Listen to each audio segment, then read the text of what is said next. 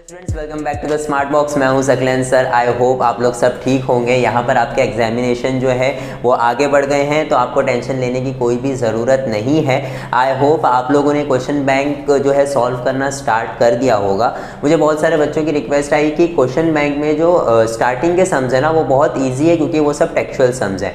But question number 4 और question number 5 के जो सम्स है ना वो हॉट्स सम है, जिसमें बच्चों को परेशानी हो रही है सॉल्व करने में और उन्हें समझने में। ठीक है, तो सम्स बहुत छोटे छोटे हैं, लेकिन उनके पीछे जो कॉन्सेप्ट यूज़ हुआ है ना वो उस टाइम पे क्लिक होना बहुत ज़्यादा ज़रूरी है। तो यहाँ पर जो है हमें सॉल्यूशन समझना इंपॉर्टेंट नहीं है, यहाँ पे सबसे इंपॉर्टेंट चीज़ है कि आपको क्वेश्चन समझ में आना चाहिए। ठीक है, तो आइए हम लोग स्टार्ट करते हैं हमारे सिमिलैरिटी चैप्टर का क्वेश्चन बैंक, जो बोर्ड्स की तरफ से क्वेश्चन बैंक आया है। आज हम लोग वो सॉल्व करने वाले हैं। तो क्वेश्चन बैंक है सिमिलैरिटी चैप्टर का, जो कि हॉट्स क्वेश्चन है, यानी क्वेश्चन नंबर 4 जो है 4 मार्क का जो क्वेश्चन है वो। बाकी ऊपर के आप सॉल्व करिए, अगर उसमें कुछ डाउट होगा तो आप नीचे कमेंट करिए, वो मैं बता दूंगा। मुझे ज़रूरत नहीं लग रही है कि वो आपको बताना चाहिए, क्योंकि वो सब टेक्सचुअल है। मैंने सब देखा, वो सब टेक्सचुअल ही है।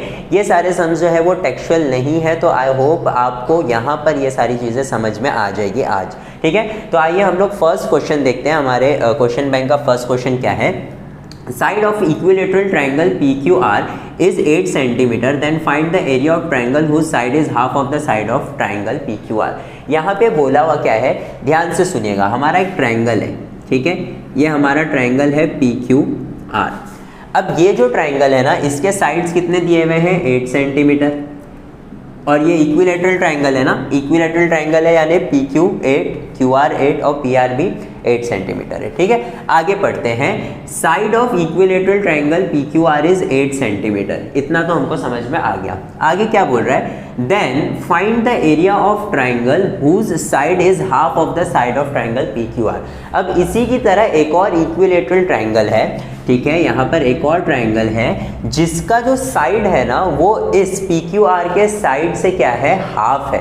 यानी हमारा PQR यानी PQ 8 है, तो सपोज मैं अगर इसे ABC बोल देता हूँ, तो AB जो है वो 4 होगा, ये भी 4 होगा और ये भी 4 होगा। ठीक है, ये हमको समझ में आ रहा है कि PQR का जो भी साइड है, ये ट्रायंगल का साइड जो है उसका हाफ है। ठीक है, तो AB 4, BC 4 और AC 4। तो हमको ये वाले ट्रायंगल का क्या फाइंड करना है? एरिया फाइंड करना है। ठीक है, अब यहाँ पर एरिया ऑफ ट्रायंगल क्या होता है? आप सबको पता है, half into base into height, है ना। लेकिन यहाँ पर एक ध्यान से देखिए कि यहाँ पर हमें हाइट नहीं दी हुई है। ठीक है, और ये क्या बोला हुआ है? इक्विलेटरल ट्रायंगल है। तो अगर आपका फॉर्मूला का जो कॉन्सेप्ट है वो अगर क्लियर होगा तो आपको पता होगा, हमने 8th स्टैंडर्ड में 7th स्टैंडर्ड में पढ़ चुके हैं कि एरिया ऑफ इक्विलेटरल ट्रायंगल क्या होता है। अगर आपको वो चीज़ पता है तो ये बहुत ही आसानी से सॉल्व हो जाएगा, अगर नहीं तो ये फिर आपके लिए बहुत ही मुश्किल क्वेश्चन है। तो यहाँ पर सबसे पहले हम लिख लेते हैं सॉल्यूशन। कैसे लिखना है मैं आपको बता देता हूँ, क्योंकि ये 4 मार्क का सम है तो इसमें हमको हर चीज़ इन डिटेल लिखनी पड़ेगी। ठीक है, डायग्राम आपको बनाना है। ठीक है, PQR हमें दिया हुआ था, ABC हमने अपनी मर्जी से लिया है, तो हमें इसे लिखना पड़ेगा लेट करके। ठीक है, तो सबसे पहले हम लिखेंगे let triangle ABC be the triangle whose side is half of triangle PQR। यानी हमने वो ट्रायंगल जो क्वेश्चन में दिया हुआ है जिसका हाफ ऑफ साइड PQR है, उसको हमने क्या नेम दिया है? Triangle ABC। हमको क्या फाइंड करना है? Therefore area of triangle ABC हमको क्या करना है? फाइंड करना है। ठीक है, बट उससे पहले अगर हमारा जो साइड ऑफ ट्रायंगल PQR है, साइड ऑफ ट्रायंगल PQR कितना है? 8 सेंटीमीटर है। ठीक है, therefore side of triangle ABC कितना होगा? Half of side of PQR होगा, है ना, यही हमें दिया हुआ है यहाँ पर। ठीक है, तो हाफ ऑफ साइड PQR यानी साइड PQR कितना है? 8, तो इसका कितना होना चाहिए? 4। ठीक है, तो साइड ऑफ ट्रायंगल ABC हमारा कितना आया है? 4 आया है। ठीक है, जो यहाँ पर हमने ऑलरेडी यहाँ पर डायग्राम में बता के रखा है। ठीक है, तो साइड ऑफ ट्रायंगल ABC आ गया हमको 4। अब यहाँ पे हमें पता है कि ये एक इक्विलेटरल ट्रायंगल है, तो जो फॉर्मूला की मैं बात कर रहा हूँ वो equilateral area of equilateral triangle का फॉर्मूला है। इक्विलेटरल ट्राइंगल का फॉर्मूला है। वो फॉर्मूला क्या है, √3/4 इंटू साइड स्क्वायर। क्या है, √3/4 इंटू साइड स्क्वायर। ठीक है, तो ये हमारा क्या है, इक्विलैटरल ट्राइंगल का फॉर्मूला है। अगर इसको आप half into base into height करेंगे तो हो सकता है कि सॉल्व हो जाए, और हो भी जाएगा, लेकिन बहुत बड़ा सम हो जाएगा। तो यहाँ पर हमें ये फॉर्मूला आना ज़रूरी है। ठीक है, तो √3/4 इंटू साइड स्क्वायर करेंगे तो यहाँ पे हमारा आंसर क्या आएगा, √3/4 into side of smaller triangle क्या आया था, हमें 4 आया था, तो मैं उसे 4 इंटू 4 लिख देता हूँ। साइड स्क्वायर है ना, तो 4 इंटू 4 लिख दूंगा, 4 कैंसिल हो जाएगा, तो हमारा आंसर क्या आएगा, 4√3। तो area of triangle ABC is equal to 4√3 square, यहाँ पे सेंटीमीटर दिया हुआ था तो स्क्वायर सेंटीमीटर। ठीक है, तो ये हमारा फाइनल आंसर था। इसमें सिर्फ क्या चीज़ थी जो आपको समझ में नहीं आती, वो था एरिया ऑफ इक्विलैटरल ट्राइंगल। इसके लिए ये हमारा सम क्या था, हॉट्स में काउंट हो रहा था। ये हमारा फर्स्ट सम था। आइए सेकंड सम देखते हैं हम लोग। ये इंपॉर्टेंट सम है, लेकिन यहाँ पर क्वेश्चन जो है ना वो छोटा सा है, लेकिन सम समझने में बहुत ही ज़्यादा मुश्किल होगी। और यहाँ पे मैं आपके 2 पॉइंट्स जो है ना वो भी क्लियर करूँगा कि सिमिलर में और कॉन्ग्रुएंट में फ़र्क क्या होता है। ठीक है, सिमिलर और कॉन्ग्रुएंट में फ़र्क होता है, याद रखिए स्टूडेंट्स। तो यहाँ पर जब आप ये चीज़ को दिमाग में रख के क्वेश्चन पढ़ेंगे ना, तब आपको क्वेश्चन समझ में आएगा। वरना अगर आप समझेंगे कि सिमिलर और कॉन्ग्रुएंट का मतलब सेम ही होता है, तो आपको लगेगा कि ये फालतू क्वेश्चन है, क्वेश्चन ही रॉन्ग है। ठीक है, लेकिन क्वेश्चन रॉन्ग है नहीं। यहाँ पे देखिए, areas of 2 similar triangle are equal then prove that the triangles are congruent. यहाँ पे क्या बोला हुआ है कि यहाँ पर हमारे जो एरियाज हैं 2 ट्राइंगल के, जो दोनों ट्राइंगल क्या है, सिमिलर है। मैं आपको बना करके बता देता हूँ। यहाँ पे हमारा, अगर हम लोग एक ट्राइंगल ले रहे हैं ABC और दूसरा ट्राइंगल ले रहे हैं PQR। ठीक है, ABC और PQR 2 ट्राइंगल है, ये दोनों ट्राइंगल क्या है, सिमिलर है। ठीक है, ये हमको बोला हुआ है areas of 2 similar triangles are equal. ठीक है, फिलहाल हम यहीं तक पढ़ रहे हैं। ठीक है, तो ये जो 2 ट्राइंगल है, छोटा बड़ा दिख रहा है, लेकिन इनका एरिया सिमिलर है। आप एरिया जो है वो इक्वल है, समझ के चलिए। तो एरिया ऑफ ट्राइंगल ABC जो है वो क्या है, सिमिलर है किसके, एरिया ऑफ ट्राइंगल PQR के। यानी सिमिलर बोल रहे हैं यानी इक्वल है। ठीक है, दोनों के एरियाज जो है ना वो क्या है, इक्वल है। यहाँ पे मैं इक्वल की साइन डाल देता हूँ, इक्वल है, और ये दोनों ट्राइंगल्स क्या है, सिमिलर है। अब आप एक चीज़ ध्यान से सुनिए कि सिमिलर ट्राइंगल में और कॉन्ग्रुएंट में क्या फ़र्क होता है। जब मैं बोल रहा हूँ कि ये दोनों ट्राइंगल सिमिलर है ना, तो इसका मतलब है कि इनके करस्पॉन्डिंग एंगल्स जो होंगे ना, ये जो करस्पॉन्डिंग एंगल्स है, ये सब क्या होंगे, इक्वल होंगे, कॉन्ग्रुएंट होंगे। ठीक है, लेकिन साइड जरूरी नहीं है कि कॉन्ग्रुएंट हो। यानी अगर ये 5 है तो जरूरी नहीं है कि ये 5 ही हो, ये 3 हो सकता है। ठीक है, ये क्या होंगे, रेशियो में होंगे, 5:3। तो इसका भी रेशियो 5:3 आएगा, इसका भी रेशियो 5:3 आएगा। करस्पॉन्डिंग साइड्स का जो एक रेशियो होता है ना, वो इक्वल होता है। साइड्स कभी भी इक्वल नहीं होते। लेकिन कॉन्ग्रुएंट ट्राइंगल्स में क्या होता है, जैसे मैं अगर यहाँ पे 2 कॉन्ग्रुएंट ट्राइंगल्स बनाऊँ ना, ठीक है, तो ये साइड इसके इक्वल होगा, ये साइड इसके इक्वल होगा, और ये साइड इसके इक्वल होगा, और एंगल्स तो इक्वल होंगे ही। ठीक है, लेकिन साइड्स भी इक्वल होंगे, तब जाके ये दोनों ट्राइंगल क्या प्रूफ होंगे, कॉन्ग्रुएंट प्रूफ होंगे। समझ में आ रहा है। लेकिन सिमिलैरिटी में, सिमिलर में ये ज़रूरी नहीं है कि ये साइड ये वाले साइड को इक्वल हो। ठीक है, ये फ़र्क है सिमिलैरिटी में, और ये फ़र्क है कॉन्ग्रुएंट में। कॉन्ग्रुएंट में आपका जो ये साइड है वो ये साइड के इक्वल होना ज़रूरी है। ठीक है, तो हमको क्या बोला हुआ है, हमको बोला हुआ है कि ये दोनों ट्राइंगल सिमिलर है, इनका एरिया भी क्या है, सिमिलर है। हमको प्रूफ करने का है कि ये दोनों ट्राइंगल क्या है, कॉन्ग्रुएंट है। मतलब हमको एक्चुअली प्रूफ क्या करना है कि AB is equal to PQ, BC equal to QR और AC इक्वल टू PR। ये हमको प्रूफ करना है कि करस्पॉन्डिंग साइड जो है वो क्या है, इक्वल है, कॉन्ग्रुएंट है, तब जाके हम बोल सकते हैं कि ये दोनों ट्राइंगल्स क्या होंगे, कॉन्ग्रुएंट प्रूफ होंगे। ठीक है, तो यहाँ पे सॉल्यूशन लिखते हैं। सॉल्यूशन में सबसे पहले हम क्या लिखेंगे, सबसे पहले तो हम जो है गिवन लिखेंगे, क्योंकि हमें ट्राइंगल्स के नाम नहीं दिए हुए थे, हमने ट्राइंगल्स अज्यूम किए हैं। तो लेट द 2 ट्राइंगल्स, यहाँ पे ट्राइंगल्स की स्पेलिंग लिख देंगे, triangles B, triangle ABC and triangle PQR। ठीक है, हमने 2 ट्राइंगल्स के नाम दे दिए, दोनों ट्राइंगल्स क्या है, सिमिलर है। तो triangle ABC is similar to triangle PQR। ये हमें क्या है, गिवन है और उनका एरिया भी क्या है, इक्वल है। Area of triangle A B C is equal to area of triangle P Q R. ठीक है, ये हमें क्या है, गिवन है। ठीक है, हमें फाइंड क्या करना है, हमें फाइंड करना है कि triangle A B C is congruent to triangle P Q R. ये हमको क्या करना है, टू प्रूव। ठीक है, ये हमारा टू प्रूव है, ये हमको प्रूफ करना है। ठीक है, ये दो चीज़ें हमें दी हुई है क्वेश्चन में और ये जो तीसरी चीज़ है ये हमें प्रूफ करना है। अब मैंने आपको बता दिया कि अगर कॉन्ग्रुएंट प्रूफ करना है यानी ए बी पी क्यू को इक्वल होना चाहिए, बी सी क्यू आर को इक्वल होना चाहिए, ए सी जो है वो पी आर को इक्वल होना चाहिए। ठीक है, अब एक सबसे इंपॉर्टेंट चीज़ जो हमें दी हुई है ना कि ये एक तो सिमिलर ट्राइंगल है, ऊपर से दोनों का एरिया क्या है, इक्वल है। अगर हम इसे अभी फ़िलहाल के लिए नहीं देखते हैं, हमें सिर्फ देखना है कि ये दोनों ट्राइंगल्स क्या है, इक्वल है, तो यहाँ पर हमारे इस चैप्टर में सिमिलैरिटी में जो लास्ट थ्योरम है वो हम यहाँ पर यूज़ कर सकते हैं। वो क्या है, लास्ट थ्योरम है हमारा ratios of areas of similar triangle, वो यहाँ पर हम यूज़ करेंगे। तो वो थ्योरम बोलता क्या है, वो थ्योरम हमें बोलता है कि area of triangle A B C upon area of triangle P Q R, ये दोनों जो है ना, ये दोनों किसके इक्वल होंगे, A B square upon P Q square is equal to B C square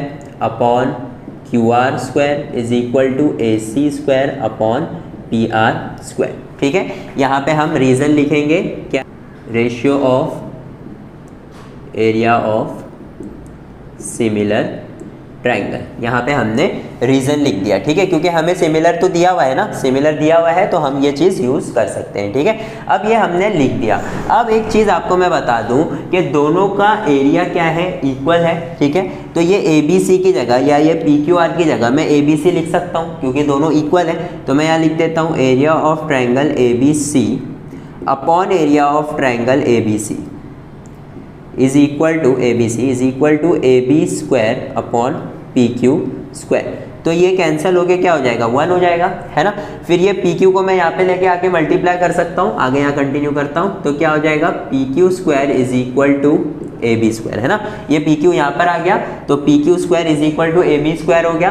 अब अगर मैं क्या करूँगा, putting root both the side, तो मैं दोनों रूट में डाल देता हूँ, ये हो जाएगा। तो रूट स्क्वायर क्या हो जाएगा, cancel, P Q is equal to A B. ये हमारा फर्स्ट इक्वेशन हो गया। क्या था फर्स्ट इक्वेशन, ए बी और पी क्यू हमने कॉन्ग्रुएंट प्रूफ कर दिया। सिमिलरली इसी तरह हम बी सी और क्यू आर को भी इक्वल प्रूफ करेंगे और ए सी और पी आर को भी इक्वल प्रूफ कर देंगे। और जब ये इक्वल प्रूफ हो जाएगा तब हम बोलेंगे कि ये ट्राइंगल को क्या है, कॉन्ग्रुएंट है। ठीक है, तो अब ये हमारा फर्स्ट हुआ है, आगे कर लेते हैं। तो यहाँ पर लिखूंगा मैं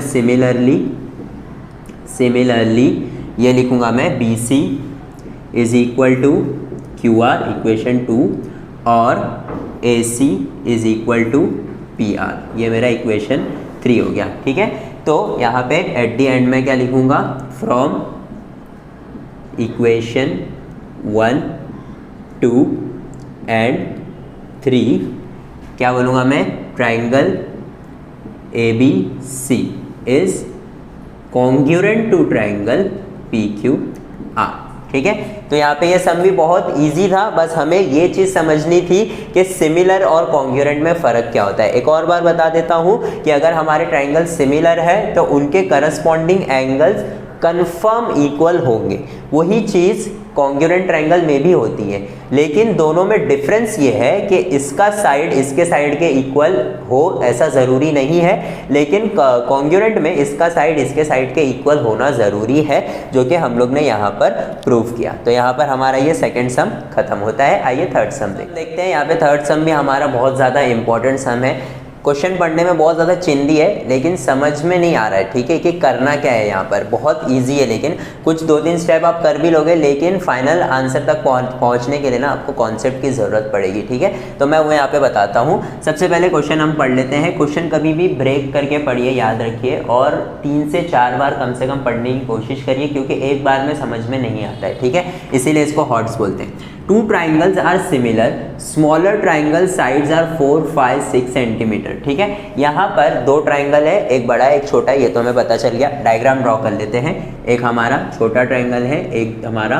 बड़ा ट्राइंगल है, और दोनों ट्राइंगल्स क्या है, सिमिलर है। ठीक है, तो मैं इसको बोल देता हूँ। अब यहाँ पे वापस से हमें नाम नहीं दिया हुआ है, नाम हम ले लेते हैं। इसको मैं ABC ले लेता हूँ, इसको मैं XYZ ले लेता हूँ। ठीक है, अब यहाँ पे क्या बोला हुआ है, smaller triangle sides are 4, 5, 6 centimetre. तो मैं इसको ले लेता हूँ 4, इसको ले लेता हूँ 5 और इसको ले लेता हूँ 6 सेंटीमीटर। ठीक है, हमने अपनी मर्जी से ट्राइंगल लिया है, हमने अपनी मर्जी से साइड्स के नाम भी दे दिए। ठीक है, तो इसमें कोई भी बस ये है कि हमें सारी चीज़ें अभी यहाँ पर लिखनी पड़ेगी, क्योंकि हम अज्यूम करते हैं तो वो हर एक चीज़ हमको बताना पड़ता है। अगर आपने ऐसे ही डायरेक्ट सम स्टार्ट कर दिया तो आपको मार्क्स नहीं मिलेंगे, इस चीज़ को याद रखिए। ठीक है, आगे क्या बोला है, perimeter of the larger triangle is 90 centimetre.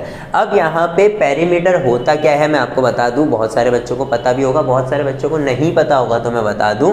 Perimeter होता है कि हम तीनों साइड्स को क्या करेंगे, ऐड करेंगे, तो हमें क्या आ जाता है, पेरीमीटर। ठीक है, तो यहाँ पर मुझे बड़े वाले ट्राइंगल के कोई भी साइड्स का कुछ भी मेजरमेंट दिया हुआ तो है नहीं। ठीक है, तो मैं यहाँ पे इसको A कंसीडर कर लेता हूँ, इसको B और इसको C कंसीडर कर लेता हूँ। ठीक है, तो इसका मुझे क्या दिया हुआ है, पेरीमीटर, यानी मैं A plus B plus C करूंगा तो मुझे कितना आएगा, 90। यानी A plus B plus C का वैल्यू मुझे कितना दिया हुआ है, 90 दिया हुआ है, 90 सेंटीमीटर दिया हुआ है। ठीक है, फाइंड क्या करना है, find the sides of larger triangle. हमें लार्जर ट्राइंगल का क्या फाइंड करना है, साइड्स फाइंड करना है। अब आपको बोला हुआ है ना कि दोनों ट्राइंगल क्या है, सिमिलर है, तो आप क्या करेंगे, करस्पॉन्डिंग साइड्स का रेशियो निकालेंगे, है ना। लेकिन करस्पॉन्डिंग साइड्स का रेशियो निकालने के बाद क्या करेंगे, यहाँ पर आप अटक रहे होंगे, आइए मैं आपको बता देता हूँ। सबसे पहले हम अपना यहाँ पर सॉल्यूशन स्टार्ट करेंगे। सॉल्यूशन में सबसे पहले हम लिखेंगे कि हमने ट्राइंगल्स अज्यूम किए हैं, तो यहाँ पे मैं क्या लिखूंगा, let triangle ABC be the smaller triangle. ठीक है, आप पूरा लिखिएगा, मैं सिर्फ साइन दे रहा हूँ। स्मॉलर ट्राइंगल, उसमें AB हमारा 5 है, सॉरी 4 है, ये भी लेट करके लिखे, let AB is equal to 4, BC is equal to 5 और AC जो है हमारा 6 है। ठीक है, ये चीज़ें हमने छोटे वाले ट्राइंगल के लिए लिख ली। फिर हमारा बड़ा वाला ट्राइंगल है, let triangle XYZ be the larger triangle. ठीक है, लार्जर ट्राइंगल, उसका हमने क्या लिया है, XY को हमने A लिया है, YZ को हमने B लिया है और XZ को हमने C लिया है। ठीक है, ये सब हमने अपनी मर्जी से लिया है। अब हमें दिया हुआ क्या है, perimeter of the larger triangle. क्या दिया हुआ है, पेरीमीटर ऑफ लार्जर ट्राइंगल, क्या दिया हुआ है हमें, 90। ठीक है, 90 सेंटीमीटर हमें ये दिया हुआ है। अब 90 सेंटीमीटर हमें दिया हुआ है, तो हम देख सकते हैं कि साइड्स क्या है, A, B और C है, तो यहाँ पे मैं लिख लेता हूँ A plus B plus C is equal to 90। ये हमें दिया हुआ है, इसको मैं इक्वेशन नंबर 1 दे देता हूँ। ठीक है, अब आप एक चीज़ ध्यान से देखिए कि दोनों ट्राइंगल्स हमें क्या बोले हुए हैं, सिमिलर बोले हुए हैं, यानी इनके करस्पॉन्डिंग साइड्स का रेशियो इक्वल होना चाहिए, है ना। तो यहाँ पे मैं लिख लेता हूँ कि since both the triangles are similar, therefore AB upon XY is equal to BC upon YZ is equal to AC upon XZ होना चाहिए। ठीक है, जिसमें मुझे AB, BC, AC का वैल्यू पता है ना, तो पुट कर देते हैं। ठीक है, इसका वैल्यू है 4, XY का वैल्यू हमने क्या डाला है, A, फिर ये है 5, ये है B, ये है 6 और ये है C। ठीक है, ये हमें आया, यहाँ तक आपको आ गया होगा, लेकिन इसके आगे ये कैसे फाइंड करना है ये आपको समझ में नहीं आया होगा। ठीक है, अब यहाँ पर जो चीज़ यूज़ होने वाली है ना, वो है हमारा 9th स्टैंडर्ड का basic concept, that is theorems on equal ratio. ये चीज़ आपने ट्रिग्नोमेट्री चैप्टर में भी सुना होगा, उसमें भी यूज़ होता है। अगर आपको नहीं पता है तो मैं फिर से आपको बता देता हूँ कि क्या है वो हमारा थियरम ऑन इक्वल रेशियो। ठीक है, क्या बोलता है ये, मैं आपको बताता हूं कि जैसे हमारा 3/4 ठीक है। 3/4 हमारा एक रेशियो है, इसी के इक्वल एक और रेशियो है 6/8, ठीक है। ये दोनों रेशियोज इक्वल है। अब आप बोलोगे कैसे, नंबर तो अलग रख लें, लेकिन 3 2 6 2 3 6 और 2 4 8, तो 3/4 ही आएगा एट द एंड, इसको हम कट भी करेंगे तो ये दोनों क्या है, रेशियोज इक्वल है। थ्योरम ऑन इक्वल रेशियोज क्या बोलता है कि अगर मैं इन दोनों को ऐड करूंगा, दोनों के न्यूमरेटर को और दोनों के डिनोमिनेटर को क्या कर दूंगा, ऐड कर दूंगा, तो मुझे ये क्या आएगा, 3/4 के ही इक्वल आएगा। कैसे, देखिए 6 + 3 कितना होगा 9, 4 + 8 कितना होगा 12, 3 3 3 4 एट दी एंड 3/4 के इक्वल आ रहा है ना।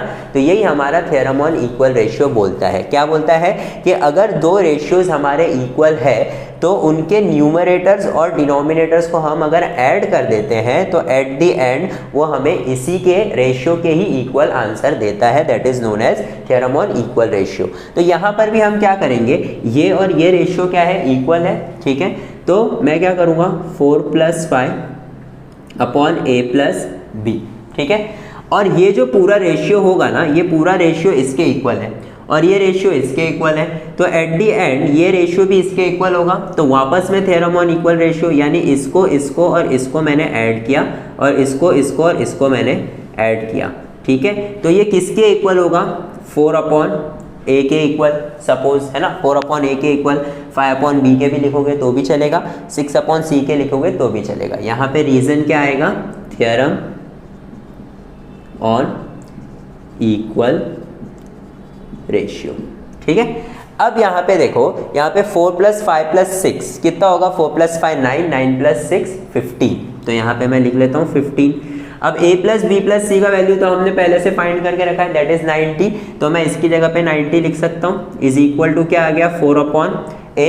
अब आप देख सकते हो कि हमारे इन 4 नंबर्स में से 3 नंबर दिए हुए हैं, एक नंबर हमें फाइंड करना है, तो हम कर सकते हैं, सीधा a को यहाँ पे लेके जाके मल्टीप्लाई करेंगे, ये 90 इधर जाकर के मल्टीप्लाई होगा और ये 15 इधर आकर के डिवाइड हो जाएगा, ठीक है। 5 3 15 हो जाएगा, 5 1 5, 4 बचेगा, 5 8 40, ठीक है। अब 3 1 3, 6 6 4 24, तो a का वैल्यू मुझे कितना आया, 24। अब a जो है ना मेरा, that is nothing but my side of the larger triangle, that is xy, है ना। तो xy का वैल्यू कितना आया मुझे, 24 आ गया, ठीक है। अब इसी तरह मैं आगे यहाँ पर क्या करूँगा, मैं इसे रब कर लेता हूँ। अब यहाँ पे हमने क्या किया था, हमने ये पूरा जो रेशियो है इसको 4/a के इक्वल लिया था, यही चीज़ हम अब 5/b के इक्वल लेंगे। तो क्या लिखेंगे हम, 15/90 इज इक्वल टू क्या लिखूंगा मैं, 5/b, ठीक है। 5/b, तो ये b यहाँ पर आ जाएगा, 5 × 90/15, तो ये 5 1 5, 3 3 1 3 0, तो b का वैल्यू कितना आया हमें, 30, और b is our nothing but yz, ठीक है। तो ये हमें सेकेंड साइड भी आ गया। अब थर्ड साइड है तो 6/c के इक्वल पुट करता हूँ, तो 15/90 is equal to 6/c, c इधर, 90 वहाँ और 15 नीचे, तो वापस यहाँ पे हमको कितना आया था, 15 6 90 आया था, 6 6 36, which is equal to my xz, ठीक है। तो यहाँ पर ये जो आप बॉक्सेस में देख सकते हैं, these are the answer for our larger triangles, यानी ये जो है ये हमारे लार्जर ट्रायंगल्स के साइड्स हैं, ठीक है। अगर आपको ऐसा नहीं है तो आप लास्ट में जो है ना वापस से लिख सकते हैं कि xy is equal to 24, yz is equal to 30 और xz इज इक्वल टू 36, ऐसे भी करके आप एंड में अगर लिख देंगे तो बेटर है, ठीक है। तो डायरेक्ट आपका यही आंसर चेक करके आपको पूरे 4 मार्क्स आराम से मिल सकते हैं। अब यहाँ पे एक चीज़ जो आपको समझनी थी वो था थ्योरम ऑन इक्वल रेशियो। अगर आप यहाँ पे इसे यहाँ पे आपको अगर ये क्लिक नहीं होता है तो आप यहाँ तक तो कर लेंगे, लेकिन उसके बाद क्या करना है आपको समझ में नहीं आएगा, इसलिए ये वाला सम जो है हमारा हॉट्स में है। तो क्वेश्चन नंबर 4 में हमारे 3 ही सम थे। अब क्वेश्चन नंबर 5 में और 2 सम है जो 3 मार्क्स के हैं, लेकिन वो भी out of of textual questions है तो वो भी हम देख लेते हैं, जो कि आपको समझ में हो सकता है कि ना आए, और बहुत ही आसान सम्स है, लेकिन उसके अंदर भी बहुत सारे ऐसे कॉन्सेप्ट्स हैं जो पिछले साल के कॉन्सेप्ट्स यूज़ किए हुए हैं। अगर आपका बेसिक क्लियर है तभी आपको वो सारे सम्स समझ में आएंगे। तो आइए वो सम्स भी देख लेते हैं। तो यहाँ पे हम क्वेश्चन नंबर 5 का फर्स्ट सम देख लेते हैं। 3 मार्क का क्वेश्चन आता है ये। ध्यान से देखिए, हमने भी जब क्वेश्चन पढ़ा था तो हमको खुद समझ में नहीं आ रहा था कि यहाँ पर 5 क्यों दिया हुआ है। आप भी यही सोचेंगे कि यहाँ पे 5 क्यों दिया हुआ है। जब आपको पता है कि ऐसा सम है तो यहाँ पे बीपीटी ही लगने वाला है या फिर उसका कन्वर्स लगेगा, जिसमें हमें ये साइड की कोई भी ज़रूरत पड़ती ही नहीं थी। लेकिन यहाँ पे एक रीज़न की वजह से ये दिया हुआ है, वो रीज़न आपको पता चलेगा। और वो जो मैंने स्टेटमेंट लिख के रखा है, आप कब से वही देख रहे होंगे मुझे पता है, वो भी मैं एक्सप्लेन कर दूंगा कि वो मैंने क्यों लिखा है। ठीक है, पहले यहाँ पर हम क्वेश्चन पढ़ लेते हैं। क्वेश्चन क्या बोला हुआ है, इन फिगर PS इज 2। यहाँ पे ये हमारा S है और ये हमारा T है। तो PS जो है ना, यहाँ से यहाँ तक 2 है। SQ जो है वो हमारा क्या है, 6 है। ठीक है, QR जो है हमारा 5 है, ये हमारा 5 दिया हुआ है हमें। PT जो है वो X है और TR जो है ये Y है। ठीक है, ये हमारा क्वेश्चन है। Then find the pair of value of X and Y such that ST is parallel to QR। यहाँ पे ध्यान से देखिए, find the pair of value, यानी एक वैल्यू नहीं आएगी आपको, एक से ज़्यादा आएगी, यानी बहुत सारे पेयर्स आएंगे, 1 2 3 4 कितने भी पेयर्स आ सकते हैं। ठीक है, तो आपको वो पेयर्स का रेशियो फाइंड करना है ऐसे कि ये जो लाइन है ना ST, वो QR को क्या हो जाए, पैरेलल हो जाए। अब आपको एक चीज़ पता है कि जब आपको रेशियो दिया रहता है और आपको लाइन पैरेलल प्रूफ करनी होती है तो आप BPT का क्या यूज़ करते हैं, कन्वर्स यूज़ करते हैं। ठीक है, और अगर आपको जो है लाइन पैरेलल दी रहती है और रेशियो प्रूफ करना होता है तो आप क्या यूज़ करते हैं, BPT यूज़ करते हैं ना। सिंपल कॉन्सेप्ट है। तो यहाँ पे यूज़ तो हमें क्या होने वाला है, कन्वर्स ऑफ BPT यूज़ होने वाला है। ठीक है, converse of basic proportionality theorem use होगा, ये तो हमें कंफर्म पता है। ठीक है, अब अगर यहाँ पे मैं देखूँ तो आप देख सकते हैं कि PS और SQ, तो PS upon SQ will be equal to what, PT upon TR। ठीक है, अगर हमको ये लाइन इसको पैरेलल प्रूफ करना है तो ये रेशियो हमारा इक्वल आना ज़रूरी है। तो उसने क्या बोला है कि ये इसके पैरेलल आए ऐसे x और y की वैल्यूज़ फाइंड करो। ठीक है, बस हमें ये फाइंड करना है। तो ये आ गया कहाँ से, हमारा कन्वर्स ऑफ BPT आया। ठीक है, अब हमें क्या करना है, अब हमें PS और SQ का वैल्यू पुट करना है। तो ये क्या हो गया, 2/6 is equal to PT upon TR हो गया, दैट इज़ 1/3। कैंसिल करके क्या आएगा, 1/3 आएगा। ठीक है, और इसके आगे क्या होगा, इसके यहाँ पे मैं TR को यहाँ पे ले लेता हूँ, तो TR is equal to 3 PT हो जाएगा। ठीक है, TR क्या है हमारा, TR जो है यहाँ पे Y है, इज इक्वल टू PT क्या है हमारा, X है। ठीक है, तो एट दी एंड हमें ये कुछ आ रहा है कि y इज इक्वल टू क्या है, 3x, यानी जो भी हमारी x की वैल्यू रहेगी उसको हम 3 से मल्टीप्लाई करेंगे तो हमारी y की वैल्यू आ जाएगी। ठीक है, अब ये हमें क्या करना है, पेयर फाइंड करना है। अगर सपोज मैं जो हूँ यहाँ पर x की वैल्यू 1 लेता हूँ। ठीक है, अब यहाँ पे मैं लिखता हूँ suppose x is equal to 1। ठीक है, मैंने x इज इक्वल टू 1 लिया, तो मैं अगर इसके अंदर पुट करूंगा तो y is equal to 3 into 1, तो y का वैल्यू मुझे क्या आ जाएगा, 3, और x इज इक्वल टू क्या आया, 1 आया। ठीक है, ये हमारा एक पेयर हो सकता है, दैट इज 1/3। ठीक है, 1/3 ये हमारा एक पेयर हो सकता है। अब यहाँ पे ये जो चीज़ लिखी हुई है ना, ये 6 या 7 स्टैंडर्ड में आपने पढ़ा होगा कि आपको ना 3 साइड दिए रहते थे ट्राइंगल्स के, और आपको बोला जाता था कि ये जो 3 साइड्स हैं ये हमें बताओ कि ट्राइंगल्स बना सकते हैं या नहीं, है ना। ये चीज़ कुछ तो आपने सुनी होगी ऐसी, वही चीज़ मैंने यहाँ पे लिख के रखा है। The sum of the length of any 2 sides of the triangle must be greater than the length of the third side. इसका मतलब क्या है कि यहाँ पे अगर मैं एक ट्राइंगल लेता हूँ, ठीक है, ये 6 है, ये 5 है, ये 4 है। ठीक है, अगर मैं इन दोनों को ऐड करता हूँ, ठीक है, ABC है ये, अगर तो AB प्लस BC करता हूँ, यानी 6 + 4 करता हूँ, तो मुझे आंसर क्या आ रहा है, 10 आ रहा है, जो कि क्या है, ग्रेटर देन AC मैंने लिया ही नहीं ना, तो ये जो है ग्रेटर देन AC आ रहा है, यानी 10 इज ग्रेटर देन 5 आ रहा है, तो ये हमारा ट्राइंगल बना सकते हैं। ये जो साइड्स हैं ये ट्राइंगल बना सकते हैं। लेकिन वही अगर मैं 6, 4 और 11 ले लेता, ठीक है, तो 6 + 4 करूंगा तो मुझे 10 आएगा।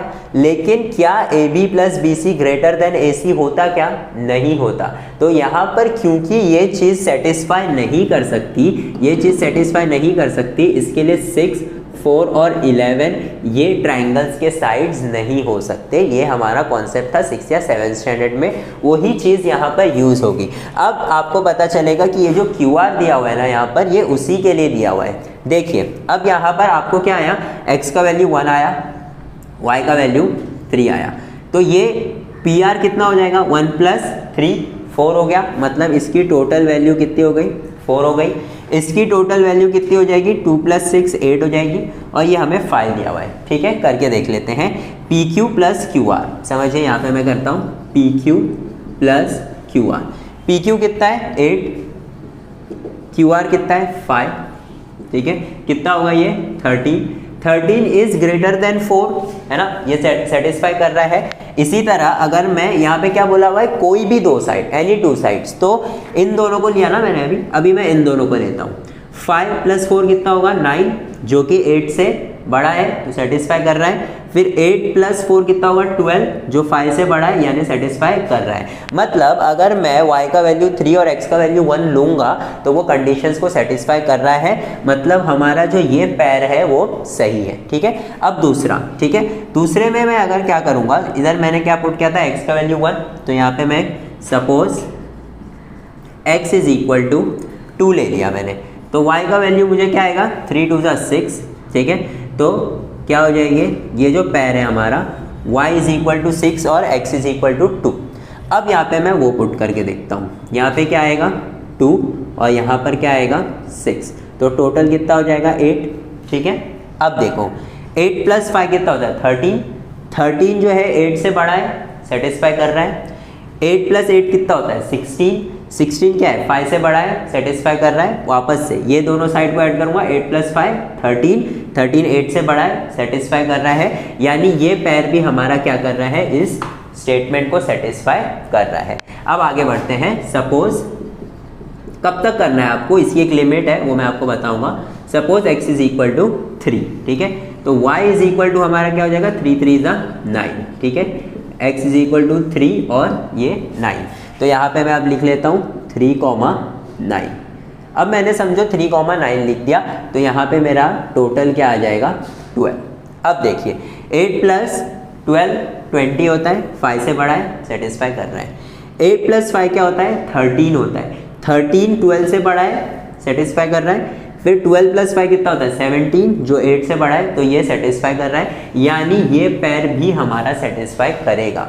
बट अब देखिए अगर मैं सपोज x = 4 लेता हूँ, तो मेरा y का वैल्यू क्या हो जाएगा 3 × 4 = 12 हो जाएगा, और x का वैल्यू 4 है।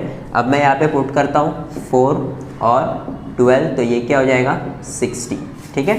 अब देखिए अगर मैं इसे और इसे ऐड करता हूँ, तो 8 + 5 क्या हो रहा है 13 और ये क्या हो रहा है 16। तो देखिए जैसे यहाँ पर इन दोनों को ऐड करने पे ये जो है, ये ऐड करने पे ये इससे छोटा ही रह रहा था, वैसे यहाँ पर भी 8 + 5 13 ही है, और ये तीसरा साइड हमारा क्या है 16, यानी ये स्टेटमेंट को सेटिस्फाई नहीं कर रहा है। मतलब इससे बड़ी अगर मैं कोई भी वैल्यू पुट करूँगा, 4 पुट किया, 5 6 7 8 9 10, चाहे मैं कुछ भी पुट करूँगा, तो मुझे अब जो साइड्स है वो क्या आएंगे, ये साइड जो है वो बड़ा ही आएगा, बाकी दोनों सम जो है वो क्या आएंगे छोटे आएंगे। इसके लिए जो 3 पैर बोला है ना, यानी जो 3 पैर x/y की जो 3 पैर होंगे वो होगा 1, 3, 2, 6 और 3, 9। ये सेटिस्फाई नहीं करेगा, उसके लिए आपको ये वाला स्टेटमेंट लिखना पड़ेगा, ठीक है।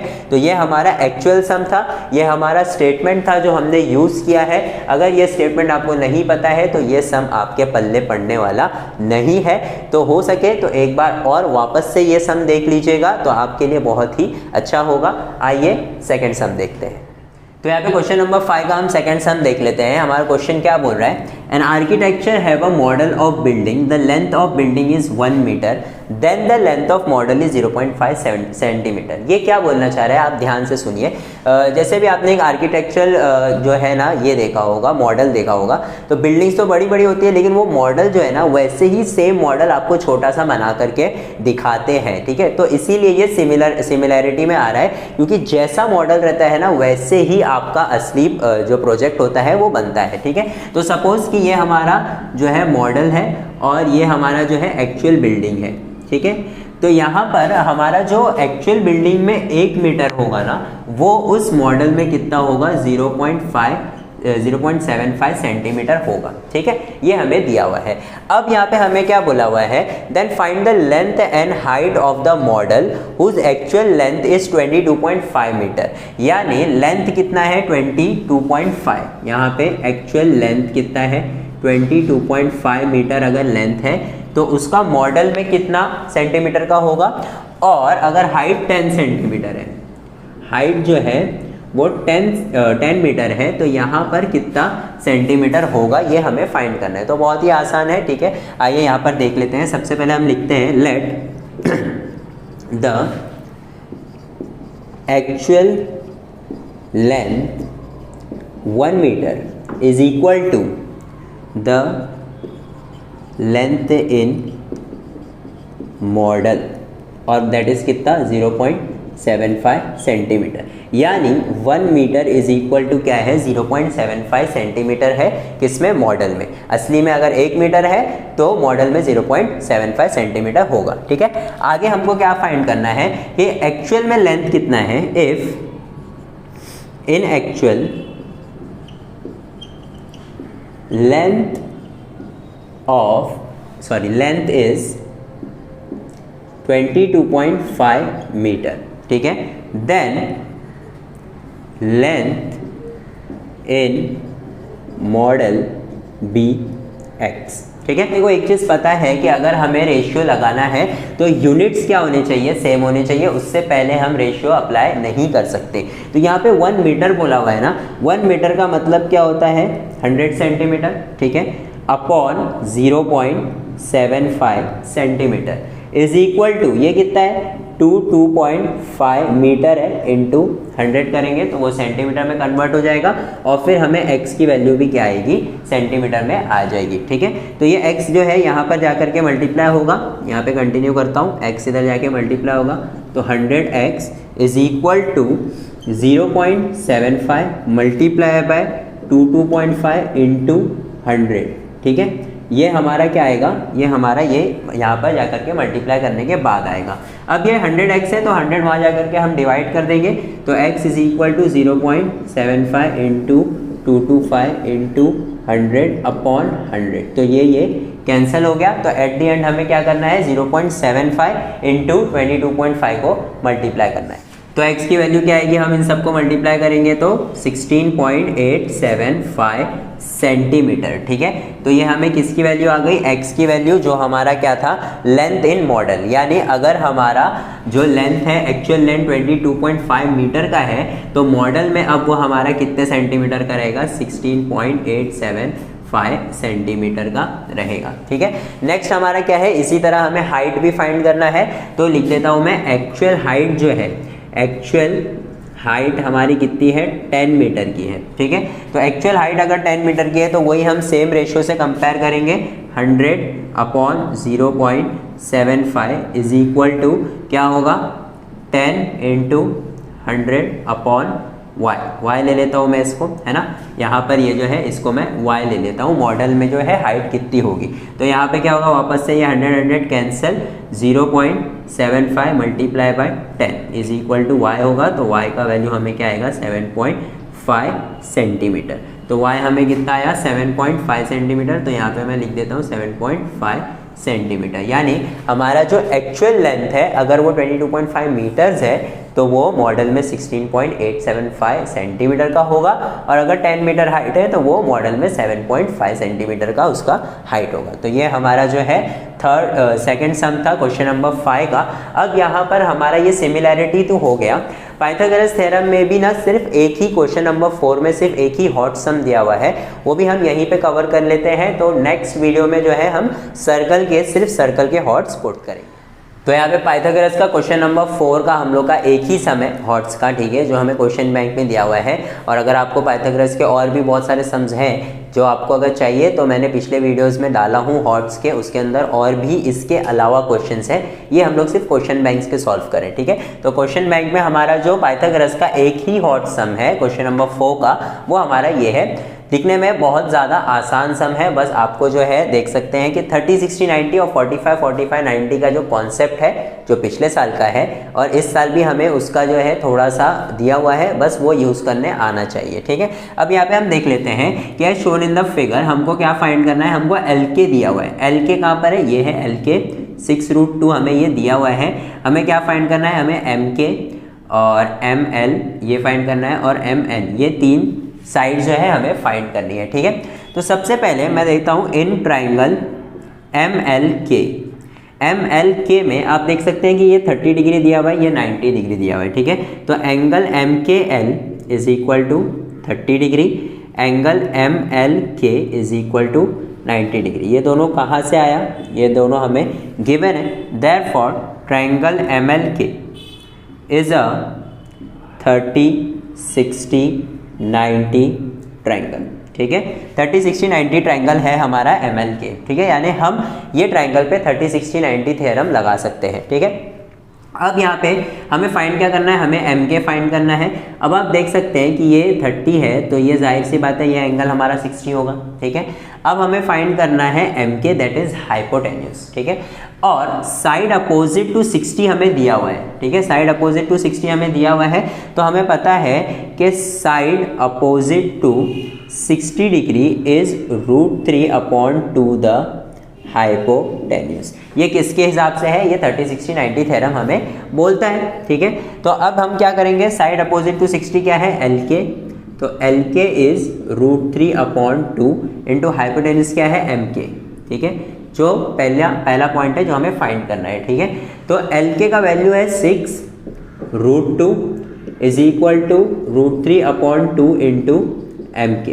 तो ये 2 यहाँ पे जाकर के मल्टीप्लाई होगा और ये √3 इधर आकर के डिवाइड हो जाएगा, जो कि देगा हमको एम के का वैल्यू। अब आपने एक चीज़ पढ़ी होगी कि डिनोमिनेटर में हम कभी भी रूट वाले नंबर नहीं छोड़ते, जिसे हम कहते हैं रैशनलाइजिंग द डिनोमिनेटर। ये भी हमारा 9th स्टैंडर्ड का ही कॉन्सेप्ट है। ठीक है, तो मैं अगर इसको इससे मल्टीप्लाई करूँ तो ये हो जाएगा 12√2 upon √3 is equal to M K. अब हमें इसे क्या करना है, रैशनलाइज करना है, तो हम √3 से ही इसे क्या कर देंगे, मल्टीप्लाई कर देंगे, तो ये क्या हो जाएगा, 3 हो जाएगा। ठीक है, तो ये 3 हो गया, ये तो 12 as it is, √2 into √3 will be √6। ठीक है, तो यहाँ पे क्या होगा, 3 1 जा 3 4 जा, तो एम के का वैल्यू क्या आएगा, हमें 4√6 आएगा।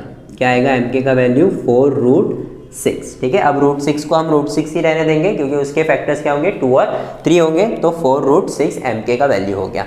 अब नेक्स्ट हमें क्या फाइंड करना है, नेक्स्ट हमें फाइंड करना है एम एल। ठीक है, तो फॉर एम एल, ठीक है, for M L, M L देखिए कहाँ पर है, एम एल जो है अब वो यहाँ पर है। M L side opposite to 30, तो हमें पता है कि side opposite to 30 degree is half of hypotenuse. ठीक है, तो साइड अपोजिट टू 30 क्या है, एम एल, एम एल जो है वो हाफ ऑफ क्या है, हाइपोटेन्यूज। एम के कितना है हमें, 4√6। ठीक है, तो एम एल जो है वो क्या हो गया, 4√6/2, 2 1 जा 2 2 जा, तो M L is equal to 2√6 हो गया। ठीक है, यहाँ पर ये दो चीज़ तो आ गई। अब थर्ड क्या है, एम एन फाइंड करना है। अब एम एन देख सकते हैं आप कि एम एन जो है ना वो ऊपर वाले ट्राइंगल में है। ये हमें 90 डिग्री दिया हुआ है, ये 45 दिया हुआ है, तो ये भी 45 हो जाएगा, है ना। तो सबसे पहले हमें ये लिखना पड़ेगा in triangle M K N, M K N, angle M K N is equal to 90 degree, angle M N K, M N K is equal to 45, therefore angle N M K भी कितना होगा, 45 degree ही होगा। ठीक है, therefore हम क्या बोल सकते हैं कि triangle M K N is a 45 90 triangle.